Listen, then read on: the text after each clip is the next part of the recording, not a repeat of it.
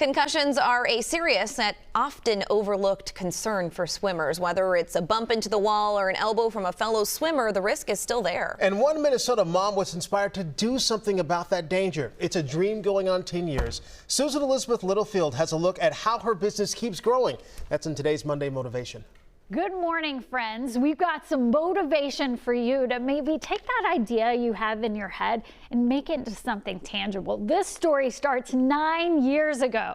Okay, I worked on this story here for WCCO about a mom, a swim mom, who was worried about kids getting concussions in the pool. You know, back when they make those turns, there's a lot of times when kids can actually get concussion swimming, which a lot of people didn't know about. So she helped develop a prototype for a swim cap that's padded. You can see it right there. That is what she was working on 9 years ago. Well, I am happy to say that now, 9 years later, those swim caps are on the market. And one of the things I really like about this too is that you had an idea and you made it happen. A lot of us go, oh, what if there was and you've worked a decade now on this. Yeah. There were a number of different people that went to either USA Swimming or really tried to make a product like this and just never got it to market. We just stuck to it, and it's really all about making aquatic sports safer. I love it. It's like that good old Minnesota man. President Trump is set to become the first U.S. president to go to Turkey since former President Barack Obama. President heads to the country tonight for a NATO summit as he pushes for an end to the U.S. war with Iran, as well as Russia's war with Ukraine. CBS News' Bradley Blackburn joins us from New York this morning because, Bradley, we know this trip comes as the president has again been very, very critical of NATO in recent days. Right, AJ and Barrett. Ukraine was always going to be a focus at this NATO summit, but attacks on Kyiv overnight add even more urgency to this. And as the president speaks with European leaders, he is expected to try to hold them to their promises last year to boost military spending. Soon, President Trump will depart for the NATO summit in Turkey, less than a week after he warned on social media it would be ridiculous for the U.S. to continue supporting the alliance at current funding levels. They agreed 6 months ago when we were together to pay 5%, and for the most part they're not paying. Germany countered it is doubling defense spending. This as the president renews his push to end Russia's war with Ukraine. He held separate calls Sunday with Ukrainian President Volodymyr Zelensky and Russian President Vladimir Putin. And a U.S. official says the president will meet with Zelensky at the NATO summit. Overnight, Russia launched a deadly attack on Ukraine's capital, Kyiv, just hours after Zelensky had warned Russia was preparing for new strikes. The U.S. war with Iran is also expected to be a big topic at the summit. The president again claimed victory in his July 4th speech. You look at Iran, we wiped it out. Peace talks are paused as Iran holds massive days-long funeral ceremonies for its deceased former supreme leader, killed by U.S. and Israeli strikes at the beginning of the war. And today is the third day of that funeral, which will include a 12-hour procession through the streets of Tehran.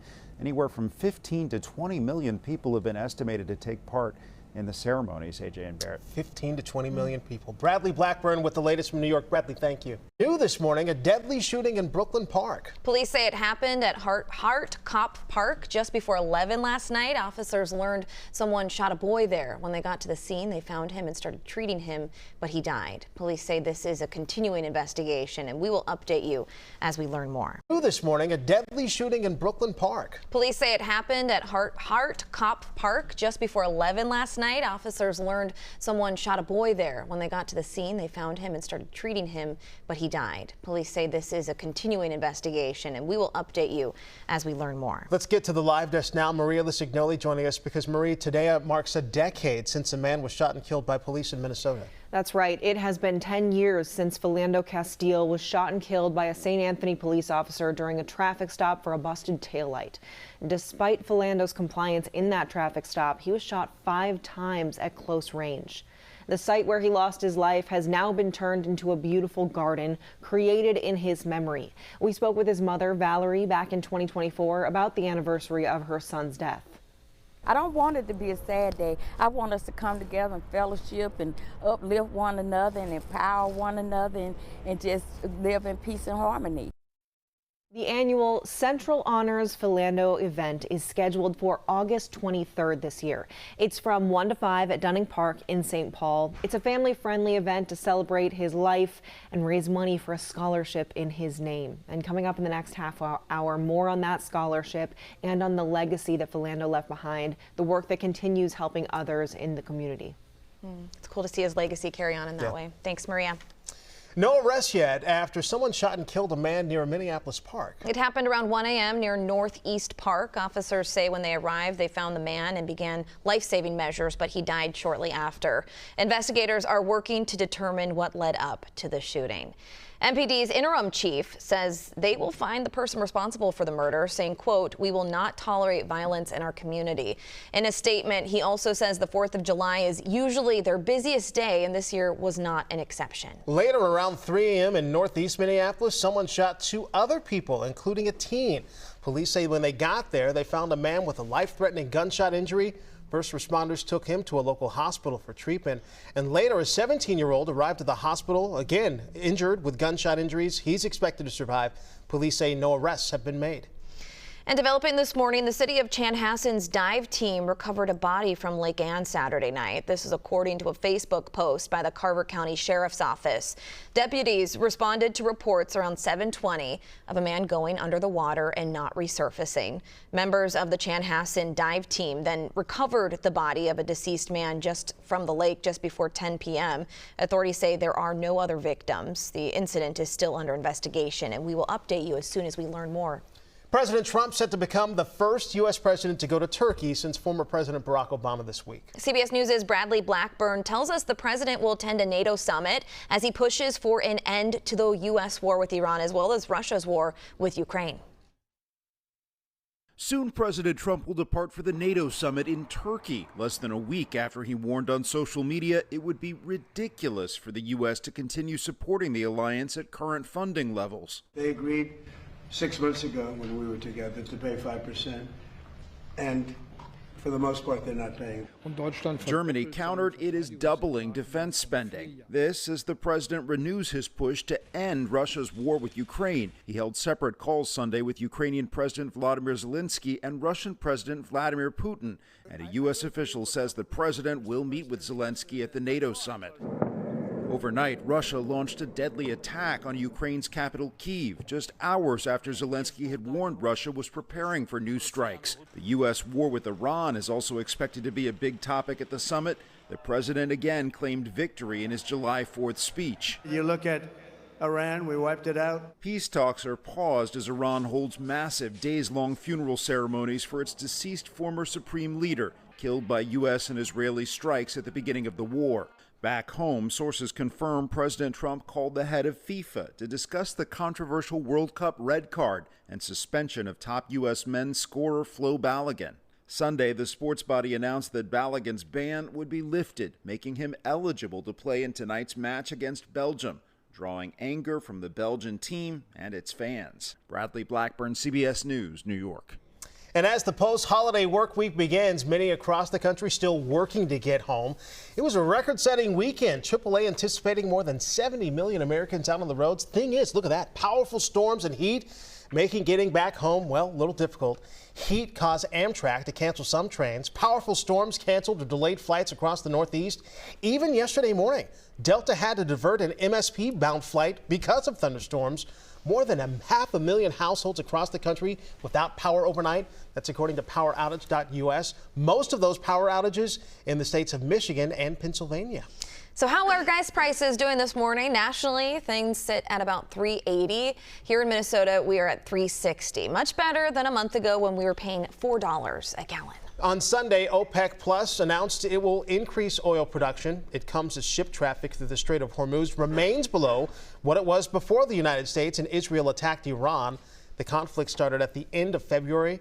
OPEC says it'll raise its daily output by 188,000 barrels a day. We should also point out this is the 5th time the cartel raising its production prices since the war began. The oil market has faced major disruptions in recent months as the strait was effectively closed during most of the conflict. Maria Lisignoli joining us because, Marie, today marks a decade since a man was shot and killed by police in Minnesota. That's right. It has been 10 years since Philando Castile was shot and killed by a St. Anthony police officer during a traffic stop for a busted taillight. Despite Philando's compliance in that traffic stop, he was shot 5 times at close range. The site where he lost his life has now been turned into a beautiful garden created in his memory. We spoke with his mother, Valerie, back in 2024 about the anniversary of her son's death. I don't want it to be a sad day. I want us to come together and fellowship and uplift one another and empower one another and just live in peace and harmony. The annual Central Honors Philando event is scheduled for August 23rd this year. It's from 1 to 5 at Dunning Park in St. Paul. It's a family-friendly event to celebrate his life and raise money for a scholarship in his name. And coming up in the next half hour, more on that scholarship and on the legacy that Philando left behind, the work that continues helping others in the community. It's cool to see his legacy carry on in that way. Thanks, Maria. Let's get the latest from the live desk this morning with Maria Lisignoli because, Maria, today marks a decade since a man was shot and killed by police in Minnesota. Was shot and killed by a St. Anthony police officer during a traffic stop for a busted taillight. And to this day, his community and his mother keep his memory alive. The site where Philando lost his life has been turned into a beautiful garden. Philando was a nutrition services supervisor at J.J. Hill Montessori Magnet School in St. Paul. And because of how much he cared for students there, his mother Valerie started the Philando Castile Relief Foundation. She raised funds to pay off cafeteria debt of kids who can't afford school lunch. And her work led to Governor Tim Walz signing a bill providing a basic breakfast and lunch to every kid in Minnesota. We talked with her about this back in 2024. Because of the things that Philando did, you know, being at school early enough to help the children with disabilities get off the bus and make sure all the kids were fed, even though he paid out of his pocket sometimes. That was important for me to rally for food insecurities within our school systems. The annual Central Honors Philando event is scheduled for August 23rd of this year, and it goes from 1 to 5 in Dunning Park in St. Paul, and it's a family-friendly event celebrating his life, and it actually helps raise money for a scholarship in his name. That scholarship, the Philando Castile Memorial Scholarship, is awarded every year to a St. Paul Central high school senior, and this year will be the 10th scholarship. Yeah, but definitely a legacy left behind. Maria, we appreciate that update. Thank you. All right, 6:48 is your time. It's time to check back in with next weather meteorologist Joseph Dames. We're still dealing with some heat, but it's calm today, which is nice. It is, yeah. I mean, we had a couple, rumbles of thunder and some pretty aggressive weather at times on the 4th of July. That was kind of a big nuisance there. But for today, I have some drier conditions in the forecast, for the exception of northwest Minnesota and into areas of North Dakota, where we will likely have some storms developing later today. I'll leave you here with some of these temperatures just to the east, and then I'll come back to show you some of the temperatures down to the south and southwest. I have highs today just about 90 coming out of Alexandria, 91 out in Ortonville. As we go into the afternoon, we'll go with just about 90 for Anoka there. A lot of sun in the forecast today. If you're going to be out and about, maybe you have some time off here for your Monday, going for a nice hike over in Wisconsin. Those temperatures today are going to be pushing 90, so you should be prepared for that heat, all right? Make sure you're ready for it. 89 for Redwood Falls, Westbrook at 87, and over towards the bluffs of the Mississippi. Once you work through some fog this morning, you'll get to some sunshine. Highs today in the mid-80s. We have an area of low pressure farther up to the north and a front right here, and this front is going to move very slowly to the east, but eventually it will track in this direction, and as it does, it will bring in a chance for some storms. All right, those storms later today could even be severe. There's a 2 of 5 slight risk up there in that area. It does include like Bemidji down through the Red River Valley and into areas like Fergus Falls, damaging wind, hail, heavy rains, lightning, those type of things. You can see that cluster really start to develop. That's 6:15. And it is going to track down to the southeast. And as it does, weather models have it dissipating, kind of falling apart as it approaches the cities. But if you're northwest, I mean Sherburne County into areas of Stearns County, there's a good chance that you see some storms late tonight, probably after sunset. Okay, tomorrow I think we're looking pretty dry. Then we have another round of storms Tuesday night now into Wednesday. And this round, I do not believe we'll avoid, and then we'll have on and off showers and storms as we kind of work through the day on Wednesday, dragging into Wisconsin. So I would plan on kind of a stormy day and more action for Wednesday. Here's the good news, though. Behind that, we cool down just a little bit, down into the lower 80s. We'll lose some humidity for a while. I'll have a nice day on Thursday, mid 80s on Friday. But then AJ and Barrett, the heat's back at it. We're going to have a hot and dry weekend, 88 on Saturday, and pushing the lower 90s come Sunday. Turn around. Yeah, no thanks. Okay, so why don't we talk about some of the summer headlines that we have going on this week? Obviously, more heat is in the forecast. A little more humidity is in the forecast. I think most days, like I'm talking about like 7 to 10 days out, are probably going to be 85 and above, today being one of those days. And there might be a few that we fall a little bit shy of that. I see maybe 2 coming up. But overall, the pattern looking out is going to be on the warmer side for us. I do have at least 1 or 2 attempts for some nightly storms coming up tonight and Tuesday night especially. So early this week to about midweek, it does get a little active. Wednesday is going to be the peak of that, where I see storms moving through the state. And then once we get through that, it looks like we could be leaning towards a dry and hot summer weekend coming up, with temperatures about 90 degrees or so. All right, something to plan for now. I do have a frontal boundary up to the northwest, though. It's causing a few showers and storms, but I actually see more initiation happening in the afternoon and evening when this front actually gets some good strength. And at that point in time, we could get some severe weather. We have a 2 of 5 slight risk from about Alexandria through Fergus Falls to Fargo up through Bemidji. 1 of 5 in this tint right here. We're not part of it, though, as storms approach late tonight. If it holds together, we could get some strong to severe weather around here as well. Here's the deal, though. Weather models think that those storms are actually going to fall apart or start to separate and weaken by the time they reach us. I think this is a good idea of what's going to happen, though. This is just before midnight or shortly thereafter, and you can see that we have a line of storms to the southwest, a little bit drier to the northeast. I'm leaving in about a 20% chance for some storms overnight before everything just falls apart and we're good by our Tuesday morning. So that's our first attempt for some nightly storms. Second one's going to happen Tuesday night into Wednesday. You can see these storms firing up over there in the Dakotas, streaming across the area Tuesday night into Wednesday. This system right here, I think, is going to be harder to avoid. I would plan on storms Tuesday night into Wednesday. Will they be severe at this point in time? Probably not, but I still think we could get some good downpours, and then we'll have multiple waves moving through as we head into our Wednesday afternoon and evening, and we may see a few intense storms at that point in time as well. Get through that. Thursday's one of those days where we'll actually be a little bit below average, with temperatures about 82 degrees on Thursday, 84 on Friday, and then we connect back with the heat heading into the weekend with temperatures pushing 90 degrees. So it's going to be a hot week. The cool stay Thursday at 82, but just watch out for maybe a few storms late tonight after midnight, and then we'll do it again probably Tuesday night. All right, Joseph, thank you.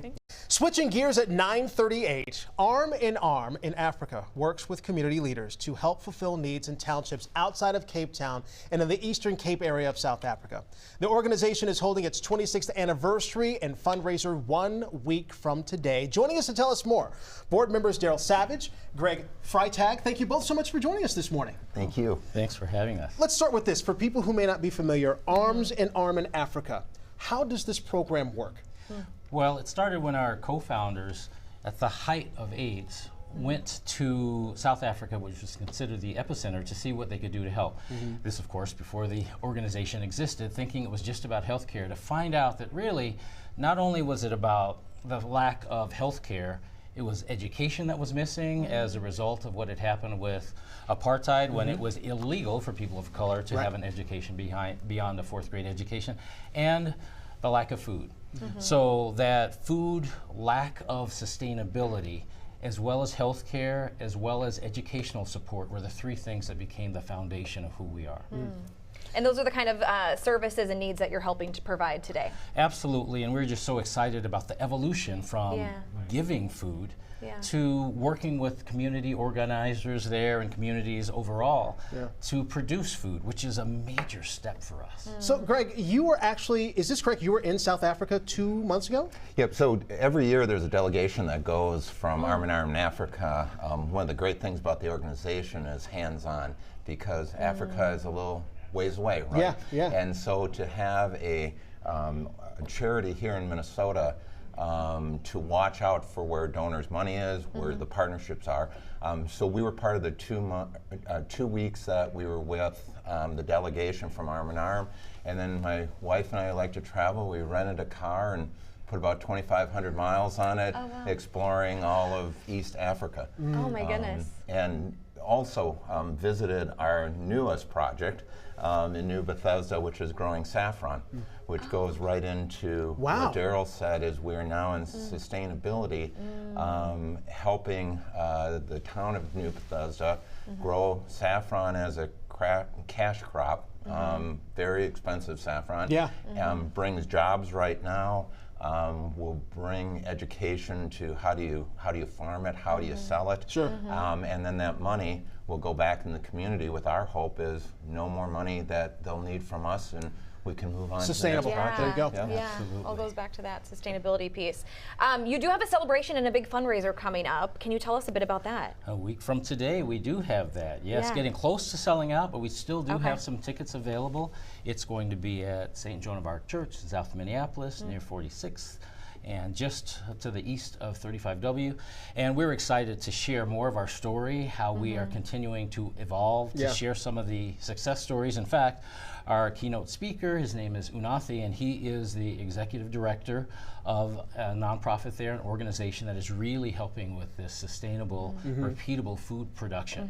And to see the pride in the people who are now a part of that, they are turning this hope into momentum. Wow. They are now becoming entrepreneurs themselves, and whether it's pigs, whether it's the produce, whether it is selling wares that they are making from sewing machines that they had purchased, they're seeing how there is the ability to move this money back into their communities, and it's wonderful to see. Really quickly, because we're running out of time, if someone is watching this but they can't come to next week's event, but they still want to get involved, what's the step they can make to get involved?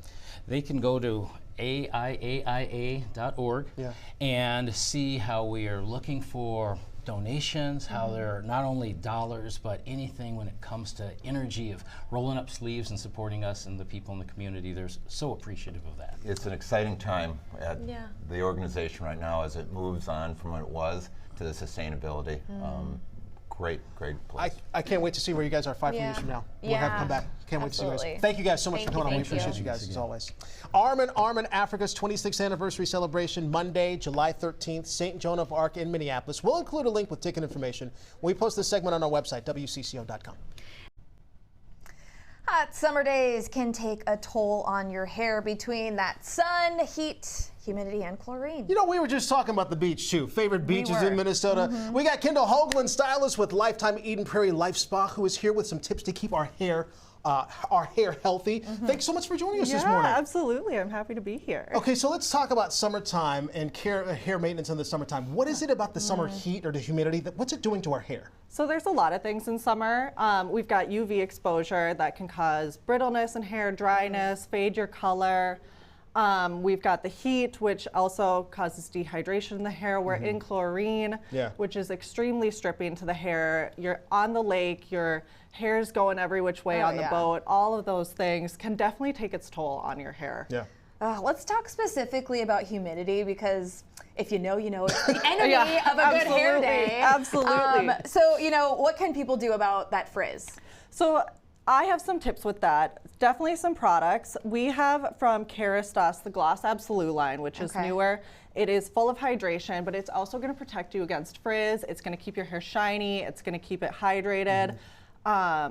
Up to 72 hours of heat protection and frizz control. I love these products. They are super easy to use, spray in your hair. Another thing with styling your hair in the summer is if you are going to be heat styling it, to make sure that when you're blow drying it, make sure it's 100% dry before you're going outside. If you have moisture still in your hair, when you go outside, that humidity is going to just expand your hair. So making sure that it's 100% dry, or if you're air drying, using a product in your hair that's going to help seal the cuticle rather than keep it open so that it can expand more. You just mentioned going outside. I'm thinking about, like sunscreen protection. We talk about sunscreen for our skin, What about for our scalp? Are there things that we should be doing when it comes to sunscreen for our scalp or hair? When it comes to scalps, I love to recommend hats, Just hats? for everybody, Yeah. absolutely.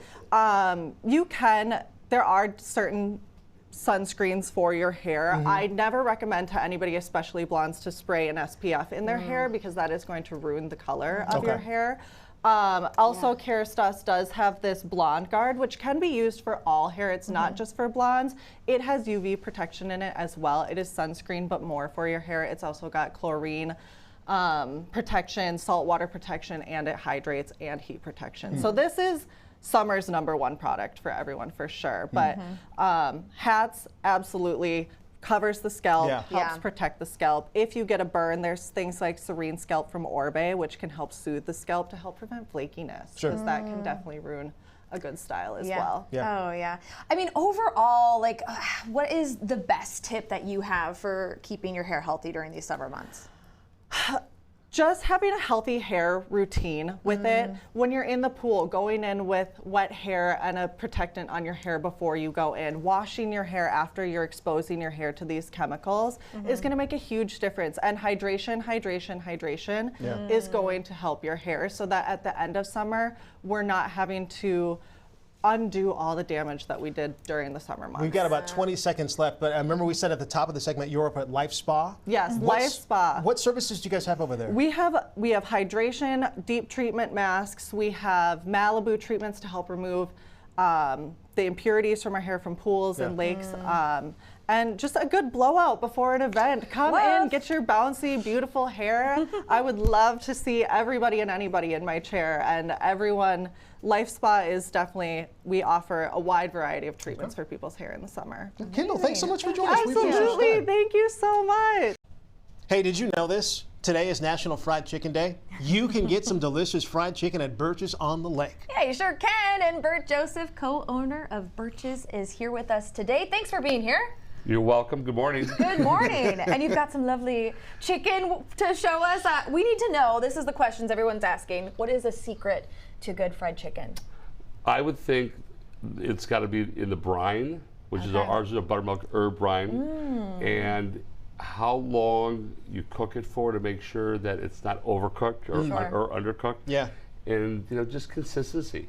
There's a few tips I can give you on doing proper fried chicken at home. Bert, I'm just glad that you didn't come on here and say the secret to it is love and care and time and all. I want give me the nitty gritty. Like what makes Birch's? What makes your chicken? What makes it stand apart? You can't give us everything. A lot of practice. A lot of practice. Okay? A lot of orders of chicken. We're 20 years of doing fried chicken on the lake. Yeah. We've been doing it, but we start with a buttermilk brine. Okay. Lots of herbs in there. I can't give you all the secrets. No, of course not. Sure. Garlic, cayenne, bay leaves. Yeah. And then that chicken has to sit for 24 hours, and then breaded.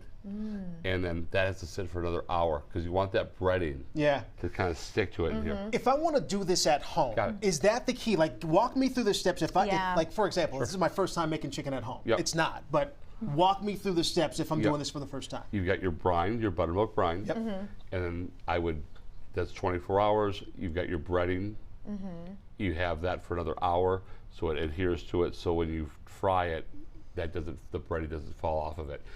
I would use a cast iron skillet if you have one at home. Okay. There's a few oils that I would use. I would use peanut oil. Okay. Because peanut oil burns really, really hot. Okay. And I would then, have your thermometer, and you're cooking between 320 degrees, 350 degrees. Yeah. And you are starting with, shockingly, the legs take a lot longer than some of the other pieces in there. I'm looking at this right here. Yeah. You got the color. Yeah. This is You did it. You nailed it. You understood the assignment. Yes. A plus. A plus here. And it's, and again, it's I've had chicken. Sometimes it's so dry. Yeah. But I think that the process is about a 20-minute process of cooking it as well. And you want to make sure your chicken is at 165 degrees, and that's when it comes up. And then you want to rest it. In our process, in the volume that we do, it's a two-step process. It's cooked, it's held, and because we're going through the volume of it, it's then deep fried again a second time. And then after that, then it's seasoned with like just our special rub that just to finish it. It's like a little coating on top. Okay.